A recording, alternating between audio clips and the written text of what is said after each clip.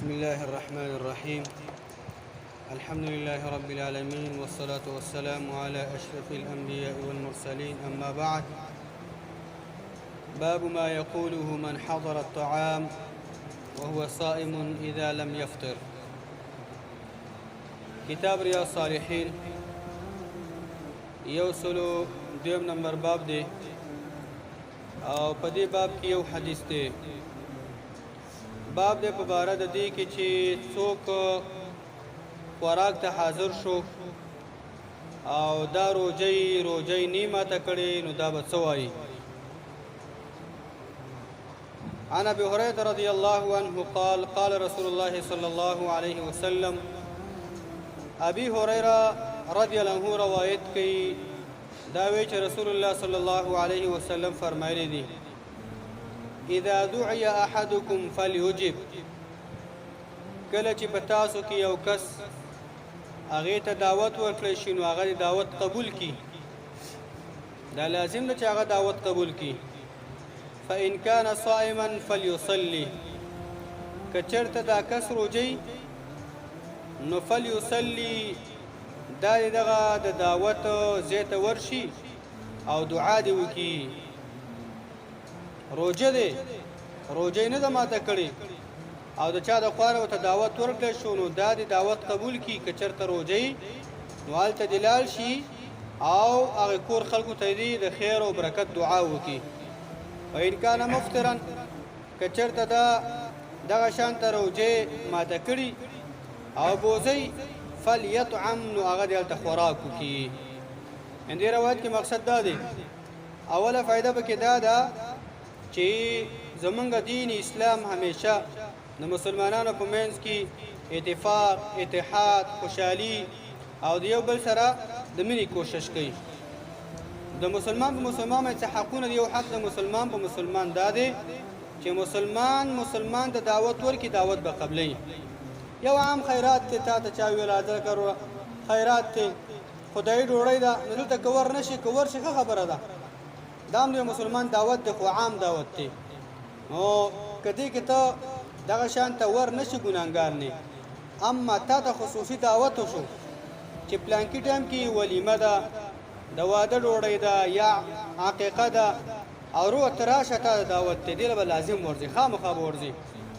که روژه هم ته به ورځي هلته به ځان له خوراک مقصد نه دی، هلته دغه اجر او ثواب ستا ورتګ د عبادت د الله د پیغمبر حکم دی. هغوی ته به دعا وکړي د خیر و برکت، که بوزوي خوراک به وکړي.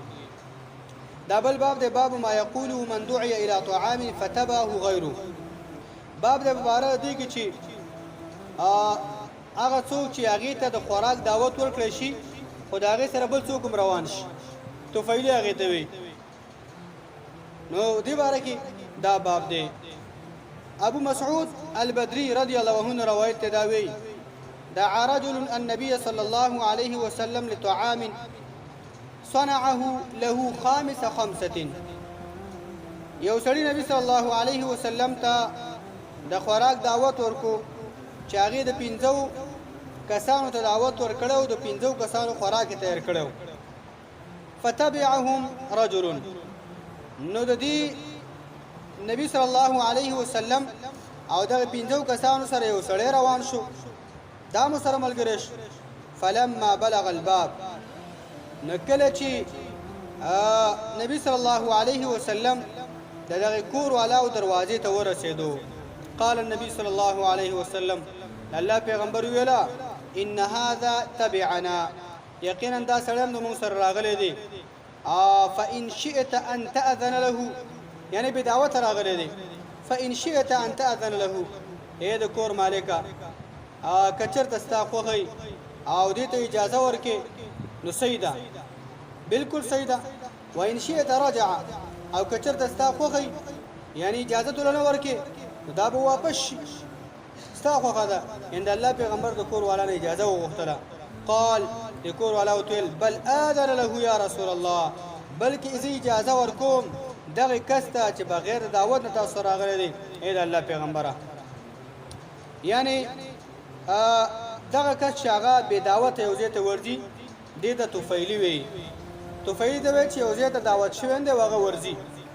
به علما ذکر کوي د توفیلی ته دا بې دعوته کس دې توفیلی ولې وي دا نوم د توفیلی ورته ولې وي ابن حجر په شرح د بخاري کې لیکلي دي وی خطیب البغدادي وی د دې یوه وجه دا لیکلې ده ډېرې وجې لیکي یوه وجه دا لیکلې ده توفیلي چې دی وی دا کوفه کې یو کس و طفیل ابن دلال یې ورته ویله طفیل ابن دلال دا کوفه کې یو کس و وی دا هغې ته منصوب دی وی دا د بني عبدالله ابن غطبان نه بنو عبدالله ابن غطفان دا د دې قبیلې نه او دا وی داسې کس و که دا په دې مشهور و چې بې دعوته به یو ځای ته تو بې دعوته به ډوډۍ لتو نو دا سړی په ډېر زیات په دې باندې مشهور و نو د دې نسبت هم توفیلي وی دا هغې ته کېږي نو په دې حدیث کې یوه فایده دا ده چې بې دعوته یو ځای ته لاړ شي د مسلمان دغه شان ته یو بې دعوته یو ځای ته ورشه ته به ته اجازت غواړې یا چا سره ته تللی هغه به ستا دپاره د کور والا نه اجازت غواړي چې زموږ سره دا یو کس راغلی دی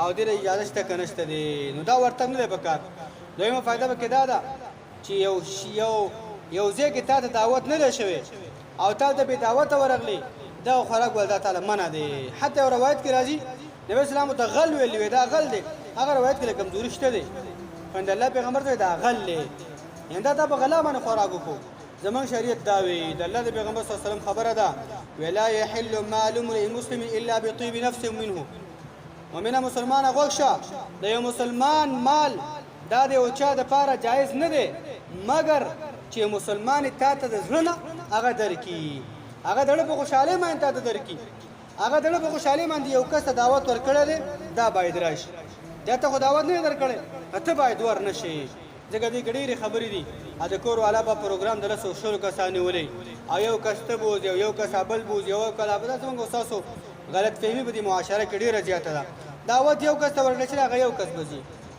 دعوت دغه شان دوه کسان ته ورکړی شي هغه دوه کسان به ځي دا نه چې هغه له ځان سره نور هم راروان کړي زما انډیوال دی او زما ملګری دی زما خپلوان دی او زما دا دی نه نه که چېرته په خپلۍ کې داسې یي چې تا ته د خپلوان تا ته ووایي چې ځان له ستا کوم ملګري هغې ته دعوت ورکړی وله یا تا ته ووایي چې ستا پنځه کسان خیر دی هغه ته م راوله یعنې تا ته کوم مشروط دعوت هغه اجازه تا درکړه وی او مشروطه ملګري به راغواړي که عامه اجازه درکړه لکه ته دغه شان ته که ځان سره کس راوستی شي یعنې موږ ته څوک دعوت راکړي چې تاسو ته دعوت ته پلانکي ټایم ډوډۍ تاسو راشئ خیر د ځان سره څلور پنځه کسان دوه کسان ستا خصوصي ملګري راوله یعنې د هغې م اجازت موږ ته میلاو شي اما چې ما ته شخصي دعوت وي او زه غوښتم ما ته اجازت نه کړي نو چېرته ما دا په کار نه ځان سره نور کسان روان کړه که چېرته څوک ما سره روان شي د الله د پیغمبر سره بل کس ملګری شو هغه د کور د خلکو نه به اجازت غواړي د مسلمان مال دا دغه شان ته بغیر د اجازت د هغې نه بغیر د هغې دړه د خوشحالۍ نه